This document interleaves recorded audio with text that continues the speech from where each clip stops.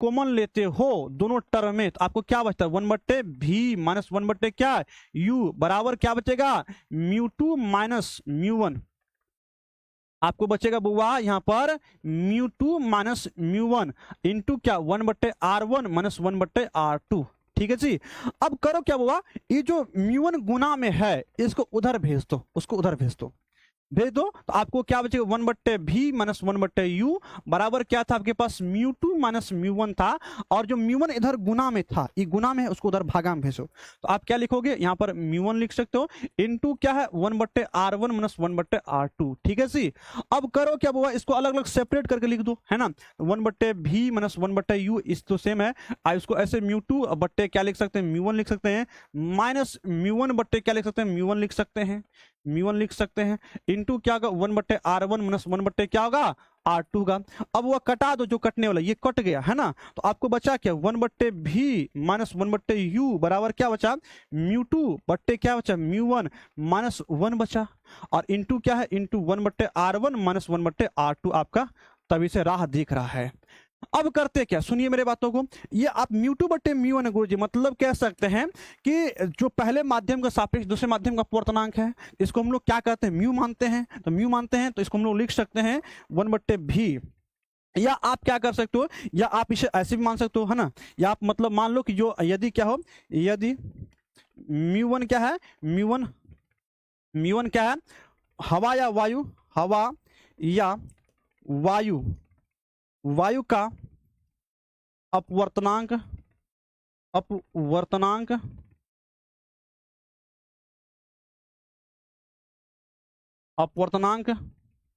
हो तो क्या होगा, तो आपके पास जो μ1 का मान होगा उसका कितना, उसका मान 1 होगा, और तथा जो μ2 है, μ2 को आप सिर्फ क्या मान लोगे म्यू मान लो, है ना, μ2 को आप सिर्फ म्यू मान लो, तब जाके आपको क्या मिलेगा, तब आप लिख सकते हो 1/v माइनस 1/u बराबर, आप μ2 का मान कितना म्यू माना है तो आप म्यू लिख लो म्यू, और उसके बाद μ1 का मान कितना 1 माना था, सिर्फ म्यू माइनस 1 लिखो इंटू क्या गुरु इंटू 1/ क्या है 1/r1 माइनस क्या 1/r2 हो गया।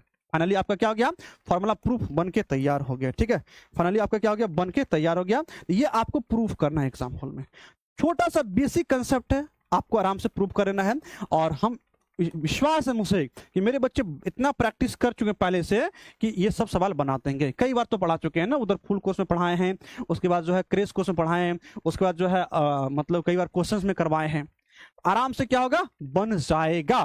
प्रैक्टिस कीजिएगा, एक बार आप पुनः क्या करिए वीडियो को देखिए, क्लास को देखिएगा तो सवाल आपसे बन जाएगा। हमें ना उलझाओ, आप थोड़ा सा मेहनत करो। ठीक है, आप थोड़ा सा मेहनत करना, एक बार और वीडियो, जो बच्चों को दिक्कत है एक बार वीडियो को 2x में देख लेंगे, आपकी सारी समस्या का जड़ से क्या होगा समाधान हो जाएगा।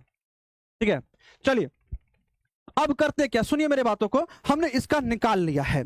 अब अगला क्वेश्चन की ओर चलता है। अगला क्वेश्चन मेरे पास क्या दिया गया उसको भी एक बार जरा सा देख लेते हैं। अगला क्वेश्चन क्या दिया गया इसको हम देख लेते हैं। तो इस चैप्टर में से जितने इंपॉर्टेंट क्वेश्चंस था, जितने इंपॉर्टेंट क्वेश्चन की बात करते हैं, मोटा मोटी 3 इंपॉर्टेंट क्वेश्चंस है लॉन्ग में जिसको मैंने कराया है। ठीक है, और एक करवाएंगे हम, एक और करवाएंगे, है ना, एक और करवाएंगे।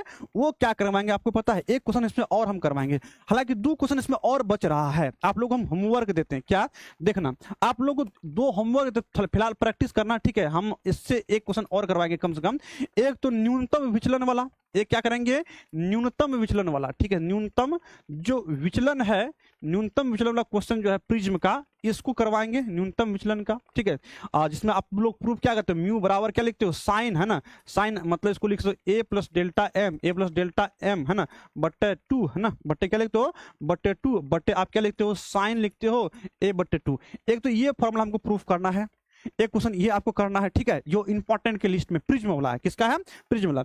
एक है, एक आपके पास क्या संयुक्त सूक्ष्मदर्शी का आवर्धन क्षमता, संयुक्त सूक्ष्मदर्शी का आवर्धन क्षमता, सूक्ष्मदर्शी का, संयुक्त सूक्ष्मदर्शी का क्या ये दूसरा नंबर है का आवर्धन क्षमता। ये 2 क्वेश्चन आपको और प्रैक्टिस करना है। ठीक है, आवर्धन क्षमता, अगर आप इतना कर लेते हो तो आई होप कि आपके पास जो है रे ऑप्टिक्स का जो लॉन्ग क्वेश्चंस होगा वो बन जाएगा। और बाकी और भी क्वेश्चंस है और इसके अलावा जो क्वेश्चंस है उनको नहीं करना है। इसलिए नहीं करना है कि इन मतलब कि 3 2 5 इस 5 क्वेश्चंस के अलावा जो रे ऑप्टिक्स में क्वेश्चंस है वो क्वेश्चंस को हम खुद मना करते हैं आपको नहीं बनाने। क्यों नहीं करना है? क्योंकि उसका डायग्राम बड़ा पेचीदा होता है, डेरिवेशन कॉम्प्लिकेशन होता है, कॉम्प्लिकेशन नहीं है, डायग्राम उसका मतलब क्या होता है कुछ बच्चे के ध्यान में नहीं रखता। तो इसलिए अगर जो बच्चे बना लेंगे तो भैया तहे दिल से धन्यवाद है, और जो बच्चे नहीं बनाएंगे तो उसको छोड़ दीजिए, अलग क्वेश्चन बनाइए। क्योंकि एग्जाम में आपको ये भी ध्यान में रखना पड़ेगा कि टाइम टेकिंग क्वेश्चन आपको नहीं बनाना है। अब 5 नंबर क्वेश्चन में कुनो में 2 पन्ना लिखना पड़ता है, कुनो में जो 1 पन्ना में हो जाता था। कहला मतलब हम लोग गुरुजी माथा पे टेंशन लेंगे, आसान आसान क्वेश्चन बनाना है। हम लोग का लक्षण है, बिहार बोर्ड ऐसा करके दिया है, जब सुविधा दिया है तो सुविधा का मौका का फायदा उठाना चाहिए। इसलिए मैं बार बार कहता हूं आप एग्जाम में क्या करना, आप आराम से क्या करना, आराम से क्वेश्चन बनाना है, हल्का हल्का क्वेश्चन बनाना है। और जो क्वेश्चन आपका बहुत ज्यादा पावरफुल होगा, जिसमें आप बेस्ट से बेस्ट लिख सकते हैं, उसको क्या करना है, आपको बनाना है पहले, जिसमें आपको लगता है कि आप इसमें बहुत अच्छा से लिख सकते हैं, ताकि शुरुआती दौर में लगे, जो कॉपी चेक करेंगे लगे हाँ इस बच्चा में पावर है, दम है, और इन्होंने क्या किया, सही सही से बनाया है। ठीक है, तो ये आपको प्रैक्टिस करना है। आइए एक क्वेश्चन जो है हम इस सीरीज में चलेंगे। अगला क्वेश्चन मेरे पास का एक वेब ऑप्टिक्स का क्वेश्चन है। ठीक है, वेब ऑप्टिक्स का क्वेश्चन है जो काफी इंपॉर्टेंट है, कह सकते हैं काफी प्यारा, मतलब इस 2026 के लिए ये क्वेश्चन काफी इंपॉर्टेंट है। ठीक है, क्वेश्चन मेरे पास है कि कहता है कि व्यातीकरण को परिभाषित करें। ये वेब ऑप्टिक्स का क्वेश्चन है। ठीक है, व्यातीकरण को परिभाषित करें और यंग का द्विक्षिद्र प्रयोग की फ्रिंज की चौड़ाई का व्यंजक ज्ञात करें। क्या करें, फ्रिंज की चौड़ाई का व्यंजक ज्ञात करें। देखिए इसमें से एक क्वेश्चन और है, इस वेब ऑप्टिक्स में 2 क्वेश्चन है जो काफी इंपॉर्टेंट है। एक क्या है, एक व्यातीकरण वाला यंग का डबल स्लिट एक्सपेरिमेंट वाला है, और एक जो है हाइगेंस का तरंग सिद्धांत, मतलब प्रकाश का परावर्तन और अपवर्तन। तो प्रकाश का हाइगेंस वाला क्वेश्चन आपका 2025 में पूछा गया था, तो फिर भी उसका प्रैक्टिस आप लोग एक बार कर लीजिएगा। हम इससे पहले प्रैक्टिस करवा चुके हैं क्रेश कोर्स में। ठीक है, और जो है फिर कभी करवा देंगे, या मॉडल से करवाएंगे उसमें करवा देंगे। ठीक है, तो ये सब आपको ध्यान रखने की जरूरत है। आइए हम इस क्वेश्चन करते हैं, जिस क्वेश्चन को छोड़ा नहीं जा सकता 2026 के लिए। 2026 के लिए जो मोस्ट इंपॉर्टेंट क्वेश्चन है उसका नाम व्यातीकरण को परिभाषित करें और यंग के द्विक्षिद्र प्रयोग द्वारा फ्रिंज की चौड़ाई का व्यंजक ज्ञात करें।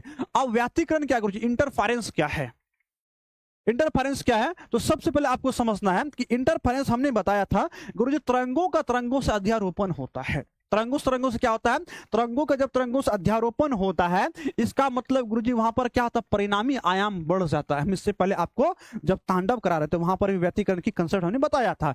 देखो भैया, जब दिल से दिल मिले तो क्या होगा, दिल खुश हो जाए। क्या हो जाए, दिल से दिल मिले तो दिल खुश हो जाए, और मन से मन मिले तो मन खुश हो जाए। तो यहां पर क्या है, यहां पर जो व्यतीकरण घटना होती है सेम टू सेम ऐसे होता है, मतलब 2 तरंगे, हाँ पीएन जंक्शन डायोड आगे है, वो आपके चैप्टर 14 में होगा। ठीक है, तो मेरे पास क्या है कि 2 तरंगे, और दोनों तरंगी जब आपस में मिलता है, अध्यारोपित करता है, जब इसका कलांतर क्या गुरुजी, कलांतर नियत हो, मतलब समान है, कैसे, जब 2 या 2 से अधिक समान आवर्ती समान होना चाहिए, और कलांतर नियत होता है, तो तरंगे एक बिंदु पर अध्यारोपित होता है, मतलब मिलता, सुपरपोज में होता है। और जब अध्यारोपित होता है तो उस तरंगे का परिणामी आयाम क्या होता है, बढ़ जाता है या घट जाता है। तो बोले थे जब अपना अपना लेवल का मित्र मिल जाता है तो दिल खुश हो जाता है, पूरा मजा आ जाता है, और जब कोई मतलब दुश्मन मिल जाता है फिर क्या होता है गुरुजी, वो घट जाता है। तो वही बात है, परिणामी तरंग का आयाम बढ़ जाता है, मतलब गुरुजी क्या करेंगे, श्रिंग से श्रिंग जब मिलेगा, श्रिंग से श्रिंग जब मिलेगा तो गुरुजी अन्य परिणामी तरंग का आयाम बढ़ जाएगा। तब इसको हम लोग क्या कहते हैं, संपोषी व्यतीकरण कहते हैं। गुरुजी जब श्रिंग से गर्त मिलेगा क्या होगा, श्रिंग से जब गर्त मिलेगा तो जिंदगी क्या होगा, बर्बाद हो जाएगा, जिंदगी क्या होगा, बर्बाद हो जाएगा। और ऐसे कंडीशन में क्या गुरुजी, विनाशी व्यतीकरण होता है। क्या होता है, विनाशी व्यतीकरण होता है। ये हमने आपको पढ़ा चुका पहले से, यही आपके पास है। अब फिर कहते हैं यंग के द्विक्षिद्र प्रयोग से क्या करना है, प्राप्त फ्रिंजों की चौड़ाई हमको ज्ञात करना। फ्रिंज की चौड़ाई ज्ञात करेंगे, तो फ्रिंज की चौड़ाई कैसे ज्ञात करेंगे, सबसे पहले आपको ध्यान रखना, जब फ्रिंज की चौड़ाई ज्ञात करेंगे तो आपको सबसे पहले 2 मतलब एक प्रकाश का स्रोत लेना। देखिए फिगर बना लीजिएगा, काम बन जाएगा। ठीक है, फिगर कैसे बनाएगा समझिए मेरी बातों को, है ना। हमको क्या करना है, हमको सबसे पहले एक फिगर बनाना है। ठीक है, फिगर में हम क्या करते हैं, एक हम लेते हैं मतलब कि प्रकाश का कोई स्रोत, फिगर को समझिए, फिगर समझिए, काम बन जाएगा। ठीक है, हम मान लेते हैं मेरे पास कोई क्या प्रकाश का स्रोत है, ये कोई एस प्रकाश का स्रोत है। ठीक है, ये एक वर्णिक प्रकाश का स्रोत, ध्यान रखना प्रकाश का स्रोत कैसा होगा, एक वर्णिक कोई प्रकाश का स्रोत है, और इसको सोर्स है, इसको हम लोग मान लेते हैं एस। क्या मतलब एस मानते हैं, इससे कुछ दूरी पर इससे गुरुजी कुछ दूरी पर क्या है, मतलब कि दो छिद्र बनाते हैं, दो क्या कहते हैं, छिद्र